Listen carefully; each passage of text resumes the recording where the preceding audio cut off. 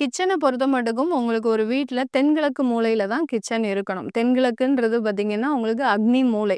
அந்த அக்னி மூலையில கிச்சன் இருக்கணும். அந்த கிச்சன்ல பார்த்தீங்கன்னா, ஏன்னா கிச்சன்ல தான் நம்மளுக்கு மகாலட்சுமி வாசம் செய்யக்கூடிய இடமே.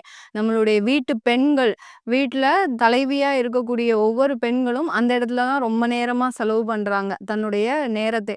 அதனால வீட்டு மகாலட்சுமி வாசம் செய்யக்கூடிய இடமே கிச்சன் தான். அதனால அந்த இடம் உங்களுக்கு தென்கிழக்கு மூலையில இருக்க வேணும். நீங்க சமைக்கிறவங்க கிழக்கு திசை நோக்கி நீங்க சமைச்சீங்க அப்படின்னா, உங்களுக்கு அதுல நெறைய ஒரு மாற்றங்கள் வரும். இப்போ நின்னுக்கிட்டே சமைக்கிறோம். நமக்கு உடல் உபாதைகள் அதிகமா வரும். அடுத்து அந்த இடத்துல நம்ம ஒரு மன நிம்மதியோட சமைக்கணும். ஒரு எல்லாருக்கும் போகக்கூடிய ஒரு உணவு. அப்படி இருக்கும்போது அந்த இடத்துல நின்னு சமைக்கும்போது நமக்கு மன நிம்மதியோட சமைக்கணும். மன நிம்மதி இல்லைன்னா, அந்த இடம் ஒரு நல்ல ஒரு இடமா இருக்காது. அதுக்கு நீங்க கிழக்கு திசை நோக்கி சமைக்கும்போது, அந்த சூரியனின் நேரடி பார்வையில இருக்கும்போது, உங்களுக்கு ஒரு உற்சாக ஒரு உணர்வுகள் எல்லாமே இருக்கும்.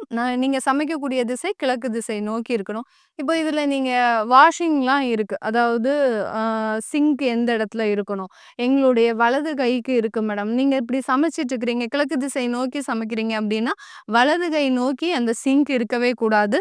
இடது கை நோக்கி இருந்ததுனா தான் உங்களுக்கு அந்த வாஷிங் ஏரியா நல்ல ஒரு வாஸ்துபடி அந்த கிச்சன் அமைஞ்சிருக்கிற மாதிரியா இருக்கும்.